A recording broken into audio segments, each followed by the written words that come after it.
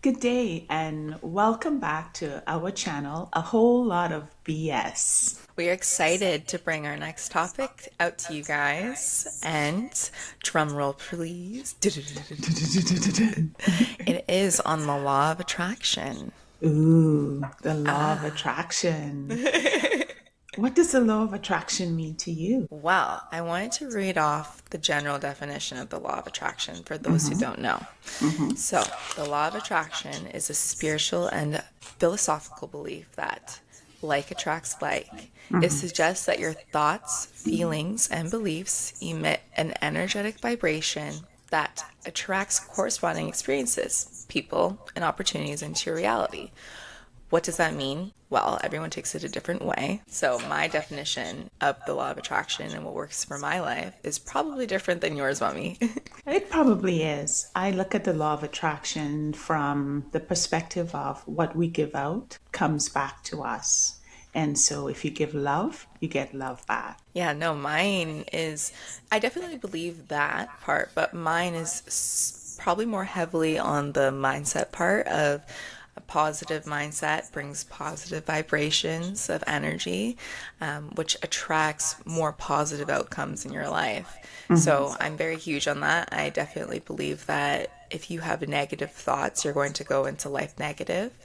And that attracts negativity at the end of the day, right? Like attracts like. So, our topic being based on the law of attraction, I really wanted to dive a little bit deeper into what that means in our lives, how we've seen it in our lives, and then maybe our viewers can get a little bit of an insight, a, a scoop, a scoop of A insight on scoop our of lives. insight. Yeah, that sounds good. I love that word. A scoop. A scoop.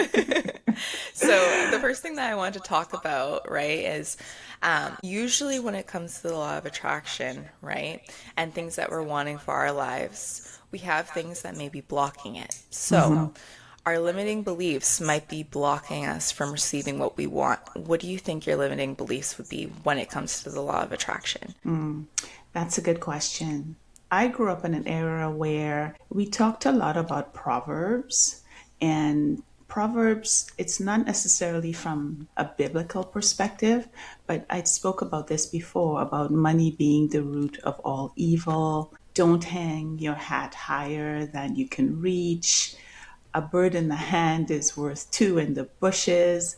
A lot of these proverbs may have worked for persons in the past. I think that the world has changed dramatically. I think there are a lot more opportunities, given changes in technology, human interaction, migration. So some of these proverbs may not necessarily be serving us anymore. And for that reason, I have had to change my outlook on life and thinking because I do think, as you've mentioned, like attract like. And if I want to move ahead, to be able to connect with others, to get opportunities, then I need to collaborate more. I need to be open to the universe and to understand that I can attract more positive opportunities in my life with positive thoughts. That's really good. That's really good. And yeah, very good insight. So I think a huge difference for me and you is Mm-hmm. that I grew up with you. So I already got that part kind of over with, right? I Right. honestly believe money is the root of all evil and what is that other saying? A hand in the A bush. bird in your hand is worth two in the bushes. It Oh, basically means that if you've got something in your hand now, take it and run. oh, Mm-hmm. interesting. Yeah, wow. So I would say a limiting belief that I have is a little bit different than yours, but Mm-hmm. my limiting belief is that, so in the Bible, it talks about the faith of a mustard seed, right? Mm-hmm. So I definitely believe if you believe it, truly believe it though, is Mm-hmm. where things can happen. And I Mm-hmm. find myself having trouble with truly believing things because you always have doubts, right? And Mm-hmm. I find that if I don't truly believe, I feel like I'm blocking myself because, for example, I know we do this thing where something so small as this, where we're going through a parking lot and we're looking for the best parking spot. And we're Mm-hmm. like, we're going to find the best parking spot. We're going to find the best parking spot, right? But that little bit of disbelief in my head, I believe that blocks me from finding the best The best parking lot. parking spot. Yeah. Yeah, yeah.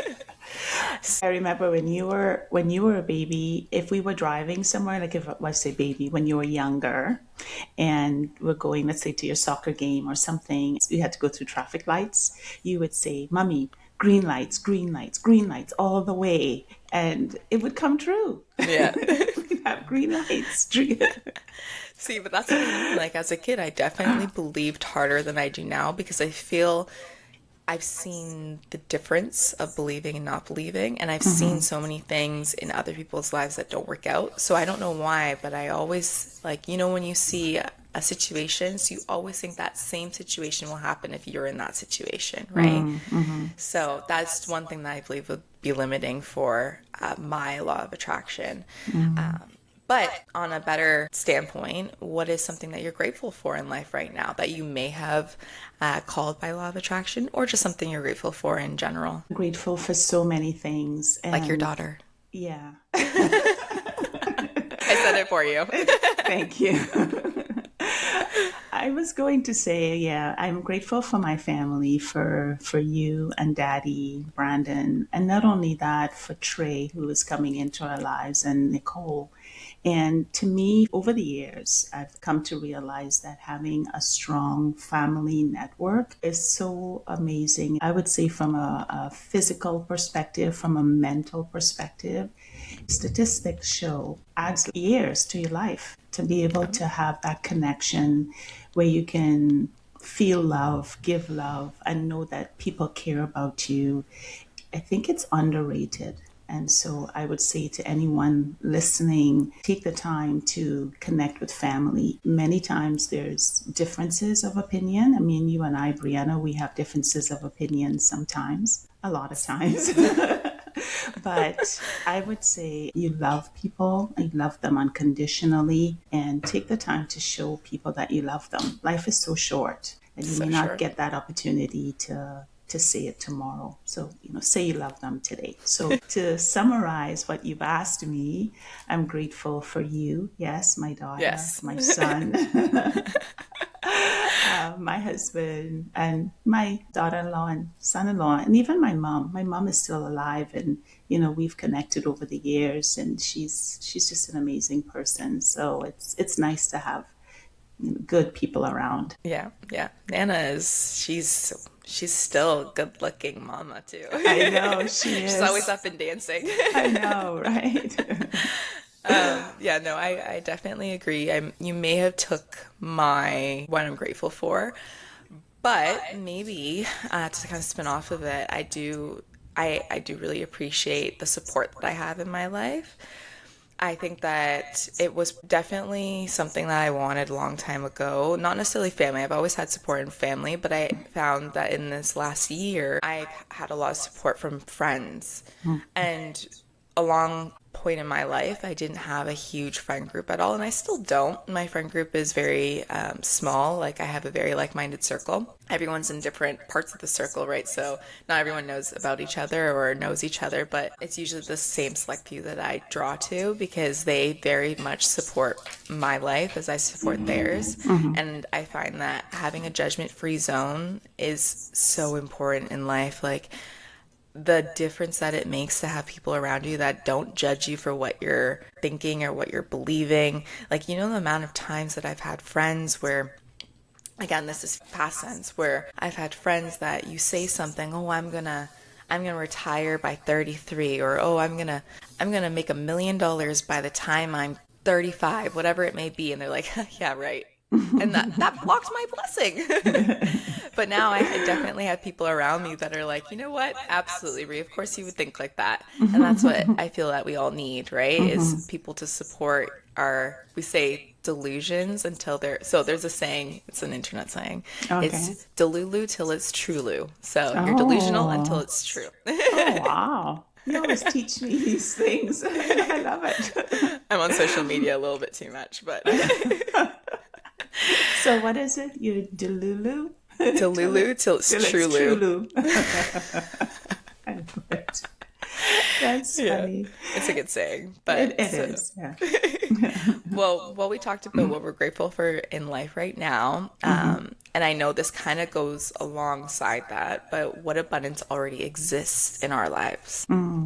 So, what exists for me is the ability to be financially stable.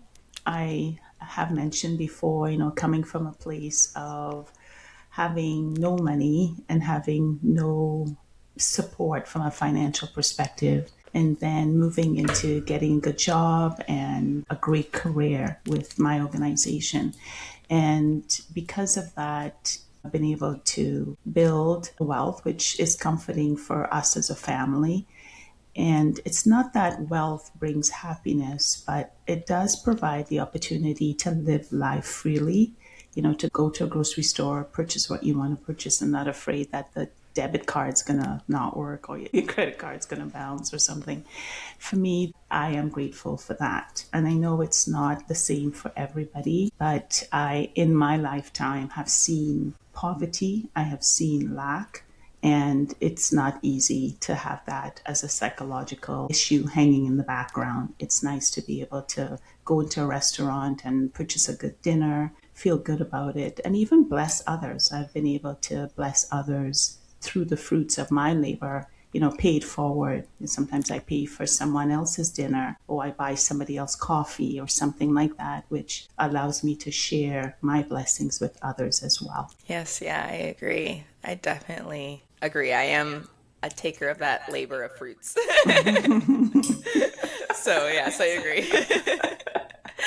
That is awesome. I think that in situations like this is exactly what the law of attraction talks about, is where you have to sometimes look back. I'm not a past thinker, don't get me wrong.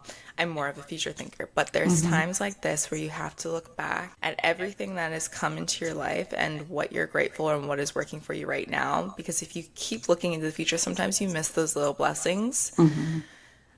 For example, like there, if I look back at the past, right? I look, again, this is more so on my own abundance in money. I always look back at the past of where I thought I was struggling, quote unquote. If it was, oh, I wanted to pay my phone bill, or if it was, I know I would always have the support from family, but I didn't want the support because I wanted to do it on my own, right? And I always look back and I always think about how, wow, I was really at the time working part-time in my job and making whatever amount a week, and I was never actually struggling for money. There was always something flowing, more flowing, right? And I was always able to pay my bills. I never have once missed a bill, which I'm so grateful for. I was able to pay my mortgage at the time. I was able to pay my car gas at the time, phone bill at the time. And you really look back and it's amazing to see how, again, I'm more spiritual as well, how God God really is good. supports. Like when he says, "I'll you give me one and I'll give you 10," it's so true. And I think that's a huge blessing. That's an abundance right there. It's an abundance of blessings, and that's what I would say that already exists in my life. I have abundance of blessings in all fronts.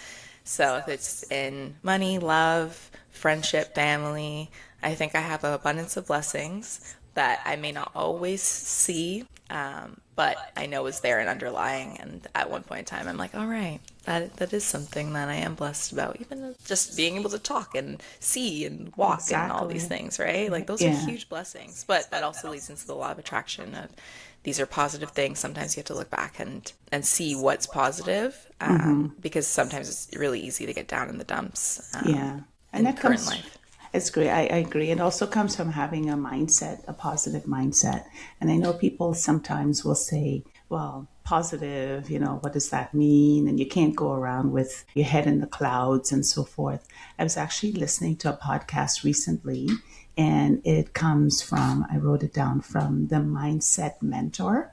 Nice. And he challenged in his podcast us to change the way we think in 30 days by just stop complaining. Yes. So, Oh my gosh. like, and I'm not a complainer, but sometimes I don't realize that I'm actually doing it, little things. So, for example, he said, you have to get up early on mornings. Well, thank God you can get up and get out of bed. Don't complain that, oh, I have to get up early.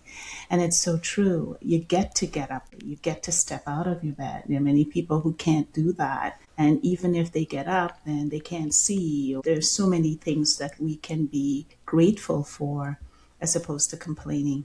So Yeah. I have been doing that over the past couple weeks, and it's really bringing an awareness, being intentional as I go through the day, even at work, even little things. If the phone rings, sometimes it's like, oh, I have to answer the phone. No, I get to answer the phone. It's a customer that's calling, and it's a customer that can add value to my business. So answer the phone. Be grateful. It's ringing, right? And I'm enjoying the process, and I'm enjoying the month. So I thought that was a good podcast. You know, it's funny. I definitely agree with the complaining. Like, complaining can bring so much negative energy into your life.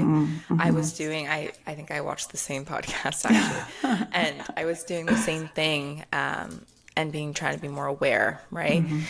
And what I realized is that a lot of the times people connect on complaining. I don't know if you've noticed It's this. true. That's Yeah. true. Yeah, a lot of people connect, and I don't want to say it's a false sense of connection, but at the same time, you're swapping negatives for negatives, right? Like there's times where I look at say coworkers or friends or whatever it may be, and be like, oh wow, I'm just so tired, like, and then they start going on about how they're tired because of their work or because what they did in the week and how they're drained and I'm drained and so on and so forth, and we're all having this pity party, right? But I almost think I'm like, wow, in some scenarios with certain people, am I connecting with them as an individual or am I connecting because of our complaining?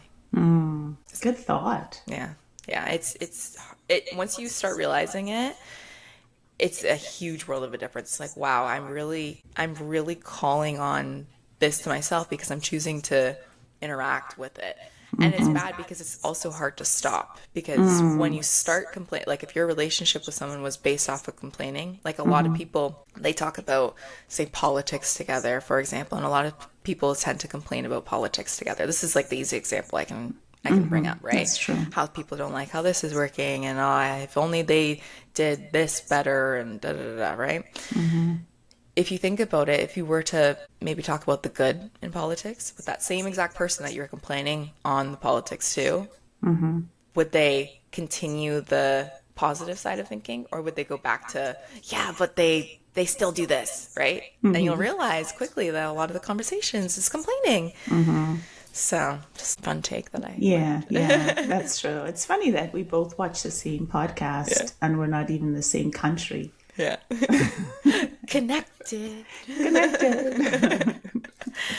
Awesome. Well, just a couple more questions I wanted to go through before we end. I want to talk about visualization because I find that in our lives, there's definitely some good stories to tell about visualization in the law of attraction. So I'd like you to start first because you're the one when I was younger who made me start visualizing.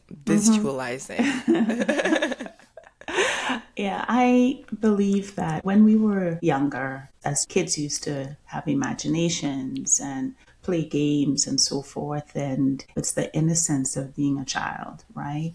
Then as you get older, as you've mentioned, you get experiences, real world experiences, and it changes your outlook and you stop dreaming. And the part that I liked about the law of attraction, it speaks to having dream boards or a dream book or something and putting your dreams before you so you can look at them every day and think, yeah, this is what I'm working towards. And I started doing that. And I remember I always wanted a yellow Trans Am, right? When I first got to Canada, I wanted a Trans Am. And I never really got it. Time went on and so forth. And then I switched it to, maybe I want a The different type Mustang. of car, a Mustang or something. And so I had a book, a photo album, and I cut out pictures of a car. I cut out pictures of what I wanted my house to look like, the kitchen, the bathroom, and so forth. And it was a fun exercise. And I believe that if I can see it, and vision, then yeah, I'll be able to get those things. And lo and behold, I did. Now, I didn't get the yellow Mustang. I actually got a white Mustang. And Mm-hmm. then later on, I bought a black Mustang. And so for me, that was the ability to draw into my life from my vision board. What's funny is I remember I work in the bank, of course, and one year we did this exercise where we wrote down something we wanted and we put it in envelopes and we hid it in the vault. And then the next year, I actually forgot what I wrote down. Next year, they gave us back the envelopes and I opened it and I saw what I had written down. I wrote down a white Jeep Sahara and I had got it. Yeah. I had already bought it. And so I do believe in writing down or having a vision board, even our dream home, where the kitchen was exactly the same as what was in my dream book. So I don't think these things are coincidences. Even the fact of where I live currently in the Turks and Caicos on the beach, I actually had that on my dream board at one point to say that I'm living on the beach in a Caribbean island, and here I am. The thing I do know though, that you have to be careful what you dream for, because yes, I dreamt I wanted to be in the Caribbean on a beach, but I didn't think of having to leave my family behind. So there's good and, well, pros and cons and everything. And we have to understand that it's, as you ask for things, make sure you're thinking of it from a position of love, a position of inclusiveness, and not necessarily just about me. Right. Easy to forget the turning gears that go into your dreams, right? Mm-hmm, mm-hmm. But you're lucky because even though your family's not there, we're still here, right? Yeah. And we're all still very close knit.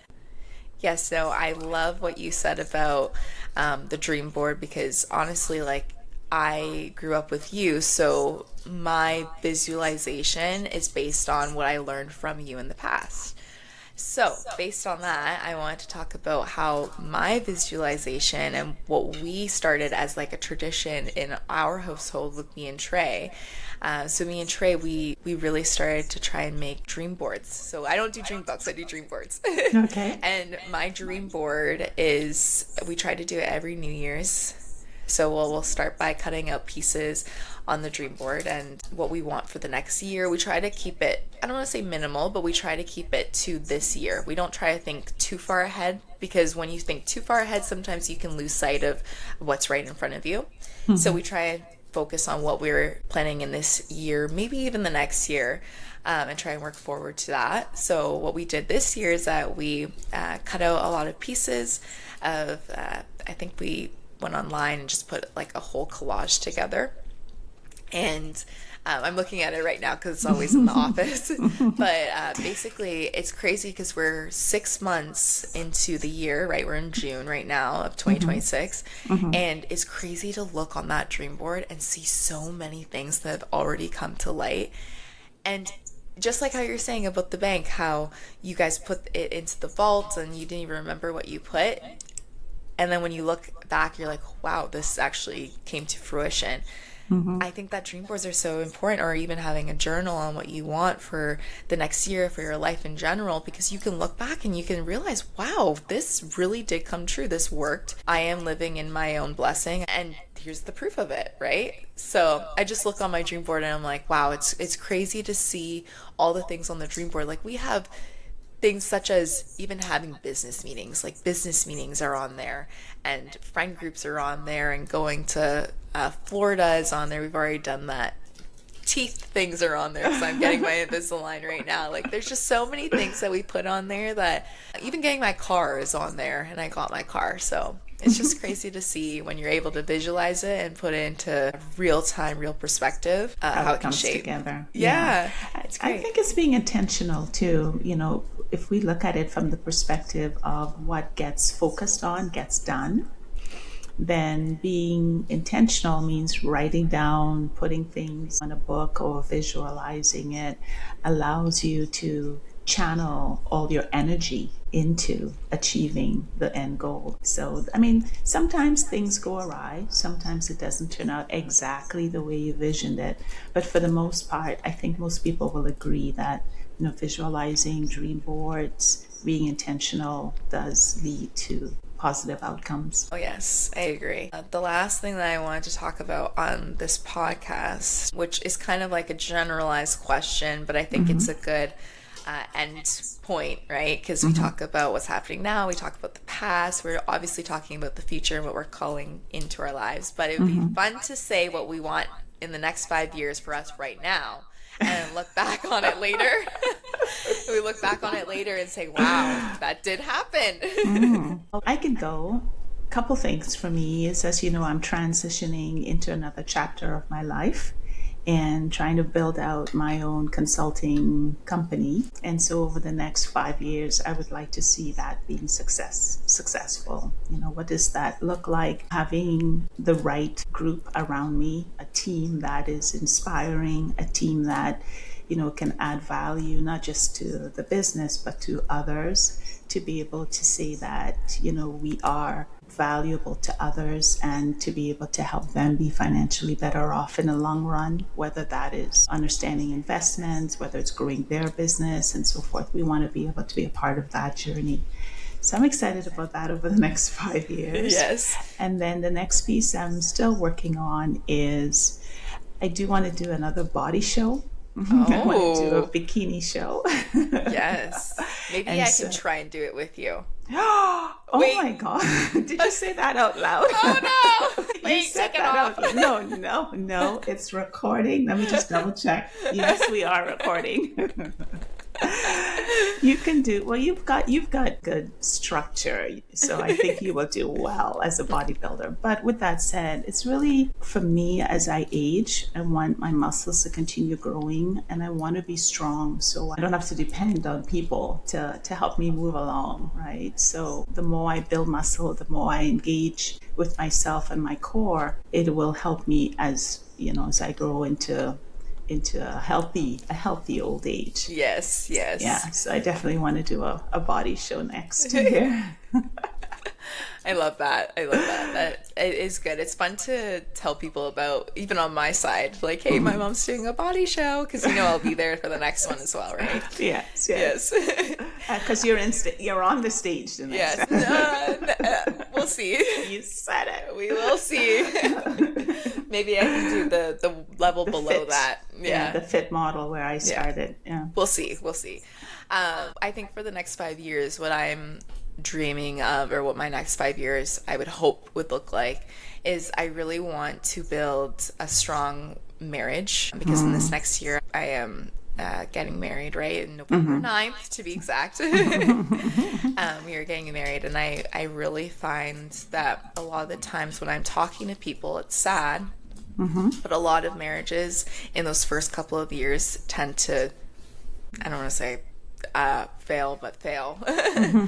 And I don't want that for my marriage. I want to continue to build, and I know that it's hard to obviously build your life around someone and they build their life around you, because you really got to coordinate in what is okay and what's not okay, and your morals are the same and values are the same. And I know throughout the years different morals and values may come to light that we've never even entered the sector of, and I want to be able to navigate that as best as we can. So I am picturing the next 5 years a very, very strong relationship, because again, we're also building businesses together, right? And I want to make sure that not only is this a relationship, a marriage, but this is like, you're my business partner now, right?